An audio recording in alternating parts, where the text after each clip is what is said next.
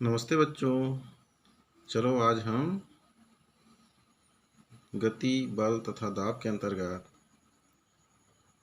दाब का अध्ययन करेंगे। ठीक है। अब यहाँ पर हम लोग देखेंगे गति और बल को पढ़ने के बाद हम समझ गए हैं कि गति क्या होती है और बल क्या होता है। ठीक है। अब हम देखेंगे दाब।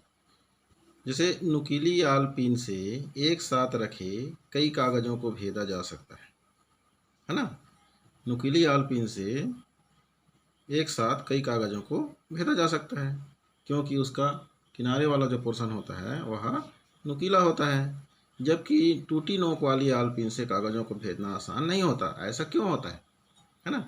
चलिए इस पर विचार करते हैं हम कि नुकीली आलपीन से कई कागज़ों को एक साथ भेदा जा सकता है, लेकिन टूटी हुई नोक वाली आलपीन से एक भी कागज़ को भेदना संभव नहीं हो पाता है, क्योंकि प्रथम स्थिति में आलपीन की नोक का जो क्षेत्रफल होता है वह कम होता है, अतः बल का प्रभाव वहाँ पर अधिक होता है ना। और द्वितीय स्थिति में आलपीन की नोक का जो क्षेत्रफल होता है वह अधिक होता है, जिसके कारण उसमें बल का प्रभाव जो है अधिक क्षेत्रफल पर कम पड़ता है ना। इस प्रकार स्पष्ट हो जाता है कि क्षेत्रफल कम होने पर बल का प्रभाव अधिक होता है तथा बल के प्रभाव की माप दाब से की जाती है। ठीक है। अतः हम कह सकते हैं कि एकांक क्षेत्रफल पर लगने वाले बल को दाब कहते हैं ना। एकांक क्षेत्रफल पर लगने वाले बल को दाब कहते हैं। दाब का एसआई मात्रक न्यूटन प्रति मीटर स्क्वायर है, जिसे हम एन प्रति एम स्क्वायर द्वारा व्यक्त कर सकते हैं।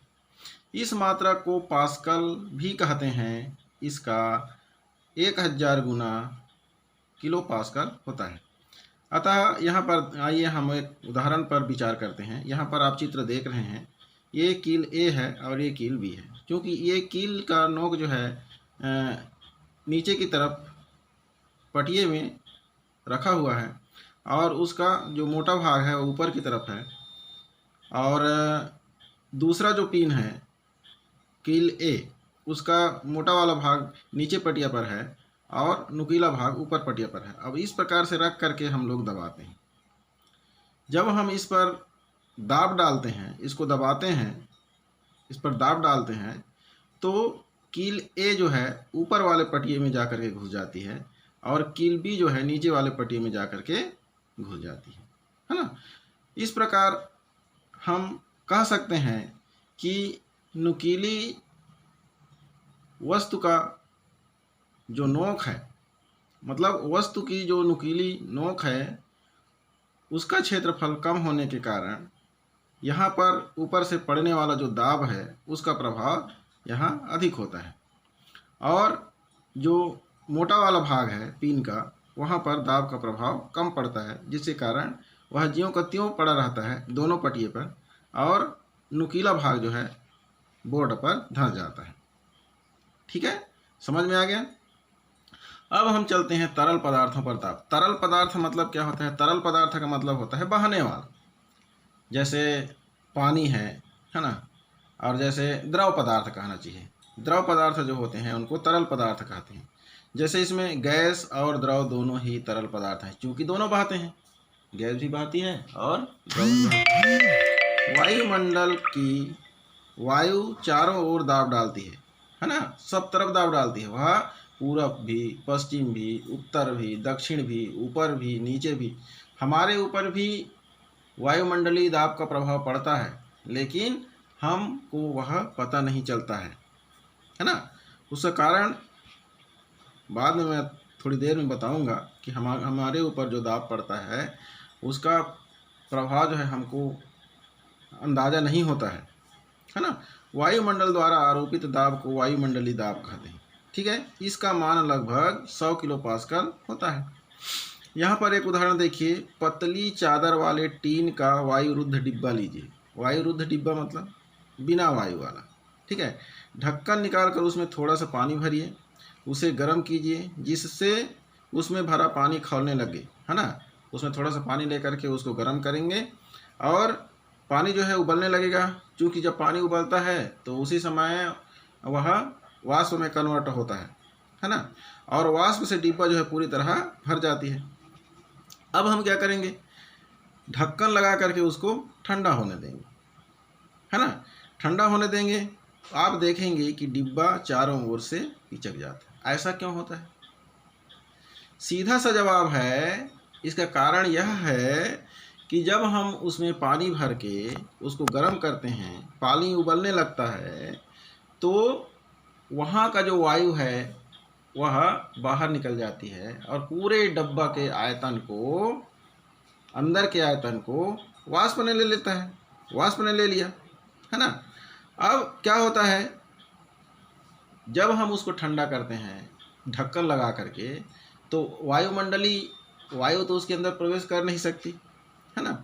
तो वहाँ जो वाष्प भरा रहता है वह ठंडा होता है तो पानी में कन्वर्ट हो जाता है। अब पानी में कन्वर्ट होता है तो पानी बन गया, है ना। अब वो चूँकि वहाँ पर वायु जो है बिल्कुल नहीं है ना, अब वो भाप जो है पानी में बदल गई, जिसके कारण डिब्बे के अंदर वायुमंडलीय दाब जो होता है वह कम हो जाता है और डिब्बा वायुमंडलीय दाब के कारण, बाहर से जो पड़ने वाला वायुमंडलीय दाब होता है उसके कारण वह पिचक जाता है। ठीक है।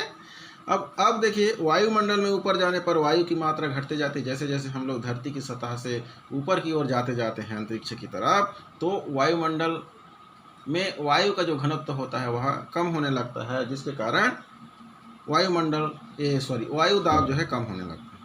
यही कारण है कि ऊंचे पहाड़ पर जाने वाला व्यक्ति बेचैनी का अनुभव करता है ना। यहाँ से जो हाई में चला जाता है, ऊंचे पर्वतों में जाता है, बहुत ऊपर में जाता है ना, जिसके कारण वह बेचैनी का अनुभव करता है, क्योंकि वहाँ पर वायु दाब कम होती है, मतलब वायु की जो मात्रा है वह वहाँ पर कम होती है, और कम होने के कारण वहाँ पर उसका दाब भी कम होता है, जिसके कारण उसको पर्याप्त मात्रा में सांस लेने के लिए भी वायु नहीं मिलती है, और वहाँ पर वायुमंडल का जो दाब है वह कम हो जाता है ना। और कभी कभी तो यह भी होता है कि उसके नाक से रक्त भी बहने लगता है ना। कुछ देर पहले मैं आपको बताया था कि इस प्रकार वायुमंडलीय दाब जो है कम हो जाने से डब्बा पिचक क्यों जाता है, इसका तो उत्तर हमको मिल गया। लेकिन अब हमारे शरीर से, हमारे नाक से रक्त जो है क्यों बहने लगती है, तो इसका सॉल्यूशन देखिए। पृथ्वी की सतह पर हमारे शरीर की जो रक्त वाहिनियाँ होती हैं, है ना, उनमें जो बहने वाला रक्त होता है वह रक्त वाहिनियों पर दाब डालता है, जो कि वायुमंडलीय दाब के बराबर होता है। हमारे शरीर के अंदर भी रक्त वाहिनियों पर रक्त के द्वारा जो दाब आरोपित किया जाता है वह वायुमंडलीय दाब के बराबर होता है ना। अब चूंकि हम ऊंचाई पर जाते हैं तो वायुमंडलीय दाब कम हो जाती है, लेकिन हमारे शरीर के अंदर जो रुधिर दाब होता है वह ज्यों का त्यों बना रहता है ना। और उस अनुपात पर वायुमंडलीय दाब कम हो जाती है और रुधिर दाब अधिक हो जाता है, जिसके कारण हमारी रक्त वाहिनियाँ फट जाती हैं और रक्त निकलने लगता है। समझ में आ गया? चलिए ठीक। अब हम देखते हैं द्रव का दाब। द्रव का दाब कहाँ कहाँ पर कैसे कैसे होता है। द्रव को जिस बर्तन में रखा जाता है, द्रव उस बर्तन की दीवार पर तथा तली पर दाब डालता है। जिस बर्तन में उसको रखते हैं उसके दीवार पर, उसकी तली पर वह चारों तरफ दाब डालती है। गहराई के साथ यह दाब और बढ़ते जाता है। कभी कभार आप लोग कुआं वगैरह में छलांग लगाते होंगे तो आप लोगों को अनुभव होता होगा कि जैसे जैसे कुआं की गहराई में हम लोग जाते जाते हैं तो हमारे शरीर में थोड़ा सा दर्द का अनुभव होने लगता है, क्योंकि वहाँ पर चारों तरफ से पानी का जो दबाव है हमारे शरीर के ऊपर पड़ता है, जिसके कारण हमको दबाव का अनुभव होता है। चलिए एक उदाहरण पर हम लोग ध्यान देते हैं। टीन का एक डिब्बा है ना, उसकी दीवार पर कील से छेद बना दीजिए, जैसे चित्र में दिया हुआ है यहाँ पर। ये इस प्रकार से देखिए, इसमें छेद बना हुआ है ना। छेद से जो है जब हम उसमें पानी भरेंगे तो छेद से पानी निकलने लगेगा, जैसे इसमें निकल रहा है ना। अब इस छेद को उंगली से दबाइए, जैसे यहाँ पर दबाइए। अब हमको क्या अनुभव होता है इसको अंदाज़ा लगाइए, है ना। कुछ न कुछ तो अनुभव होगा जब हम उस छेद को जो है उंगली से दबाएंगे तो। अब दीवार पर बने छेद को मोम से बंद कर दीजिए, इसको मोम से बंद कर देंगे। अब उसकी तली पर छेद बना दीजिए, इधर नीचे तरफ तली में। अब डिब्बे को पानी से भर दीजिए, पानी से भरेंगे पानी छेद से निकलने लगता है। अब ये उसको बंद कर दिए, हम नीचे में बनाए हैं तो वहाँ से पानी निकलने लगेगा। अब फिर से उसको उंगली से बंद करेंगे। इस बार भी आप उंगली पर एक बल का अनुभव करेंगे। अब इससे सिद्ध होता है कि द्रव का दाब बर्तन में सभी दिशाओं पर होता है। ये सभी दिशाओं में उसका दाब होता है, ये हम जानते हैं। उसको अनुभव करने के लिए इस प्रकार से हमने एक बार छेद को बंद किया और फिर उसके तले में छेद किया। ठीक है। दूसरा देखिए, लगभग 3 सेंटीमीटर लंबी भुजाओं वाली एक यू नली लीजिए, जैसे चित्र में यहाँ पर दिया हुआ है, ये यू नली है। इस नली को लकड़ी के एक तख्ते पर जड़ दीजिए, जैसे यहाँ पर देखिए इस प्रकार से इसको जड़ दिया गया है। नली में कुछ जल भरिए, इसमें जल भर दिया गया है ना। आप देखेंगे कि यू नली में दोनों भुजाओं में जल का तल समान होता है। अब वहाँ पर हम लोग उसमें पानी भरेंगे तो इस भुजा में भी और इस भुजा में दोनों में जल का जो तल है वो समान रहता है ना। अब इस प्रकार से यू नली की एक भुजा से लगभग 20 सेंटीमीटर लंबी एक रबर की नली लगाइए। यहाँ पर देखिए लगा हुआ है। रबर की नली में धीरे धीरे कुछ हवा फूंके, इसमें से कुछ हवा फूंकेंगे। अब क्या होगा, जब हम यहाँ से हवा फूंकेंगे तो दूसरी भुजा में पानी का तल जो है ऊपर चढ़ जाएगी और ए वाली भुजा में, पहली भुजा में पानी का तल जो है नीचे हो जाएगा, है ना। अब धीरे धीरे रबर की नली द्वारा कुछ हवा मुंह से खींचिए, जैसे इस प्रकार से, है ना। तीसरी जो चित्र है उस प्रकार से हम यहाँ से धीरे धीरे कुछ हवा को खींचेंगे तो क्या होगा, हवा जो है इधर से प्रवेश करेगी तो पानी का तल इधर बढ़ेगा, इधर कम होने लग जाएगा, है ना, उड़ जाता। यह उपकरण नैनोमीटर के सिद्धांत को दर्शाता है। नैनोमीटर का जो सिद्धांत होता है उसी को दर्शाता है। इस उपकरण का उपयोग कर हम दाब के अंतर को मापने के किया जा सकता है, कर सकते हैं। ठीक है। अब इसी प्रकार जैसे समुद्र के अंदर जल का दाब बढ़ता है, ये जल का दाब डालता है, ज्यों ज्यों हम समुद्र के अंदर गहराई में जाते जाते हैं जल का दाब जो है बढ़ते जाता है। जैसे अभी मैं कुआं में छलांग लगाने वाली बात बोला, है ना। तो जैसे जैसे हम लोग गहराई में जाते हैं तो वहाँ पर दाब जो है बढ़ते जाता है। और इसीलिए जो समुद्र की गहराई में गोताखोर लोग जाते हैं तो लोग विशेष प्रकार का सूट पहनते हैं ताकि उन लोगों को वहाँ के दबाव का प्रभाव महसूस ना हो। अब हम वायुमंडलीय दाब को बैरोमीटर से मापा जाता है। वायुमंडलीय दाब के नापने के लिए किसका उपयोग करते हैं, बैरोमीटर का उपयोग करते हैं। ठीक है।